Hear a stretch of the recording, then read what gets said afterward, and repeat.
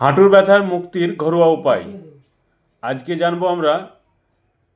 এই বয়স্ক হয়ে যাওয়ার পরেই বা অল্প বয়সে হাঁটু ব্যথা নিয়ে অনেকের সমস্যায় ভুগছি। কি কি উপায়ে, ঘরোয়া উপায়ে হাঁটুর ব্যথা থেকে মুক্তি পাবো?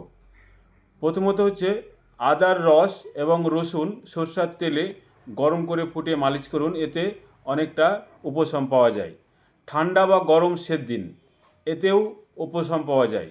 হলুদ এবং গোলমরিচ মেশানো প্রতিদিন রাত্রে 1 গ্লাস করে গরম দুধ খান, এতে কিন্তু অ্যান্টিবায়োটিক এবং হলুদে কিউকারমিন থাকায় শরীরের রোগ প্রতিরোধ ক্ষমতা বাড়ায় এবং জয়েন্টের ব্যথা এবং হাঁটুতে যে কিটকিট আওয়াজ বা কটকট আওয়াজ, এটা অনেকটা কমিয়ে দেয়।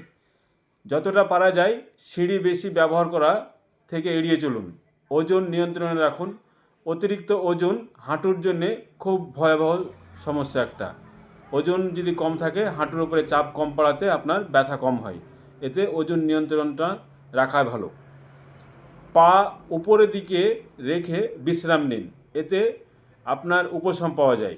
রসুন ও তেজপাতা এবং ধুতরার বীজ সমপরিমাণে নিয়ে আপনি সর্ষের তেলের সঙ্গে ফুটিয়ে মালিশ করুন, এতে দেখবেন 1 সপ্তাহ বা 5 দিনের মধ্যে বা 1 দিনের মধ্যে অনেকটা আরাম পাওয়া যায়। অনেকে বাথরুম করার পরে হঠাৎ উঠবেন, দেখবেন হাঁটু জাম্প হয়ে যাচ্ছে, তাদের জন্য খুব কার্যকারী।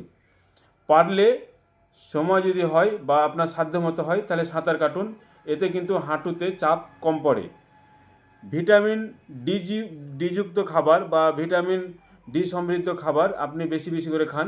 রোদ্রে 25 মিনিট করে সময় কাটান, এতে কিন্তু আপনার শরীরের হাঁটু ব্যথা বা হাড়ের যে দুর্বলতা অনেকটা কেটে যায়। নিয়মিত হালকা ব্যায়াম করুন।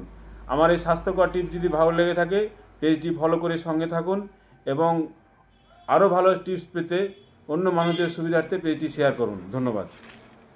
কে কোথা থেকে দেখছেন অবশ্যই জানাবেন, কার কতদিনের হাঁটুর ব্যথার সমস্যা সেটা অবশ্যই জানাবেন।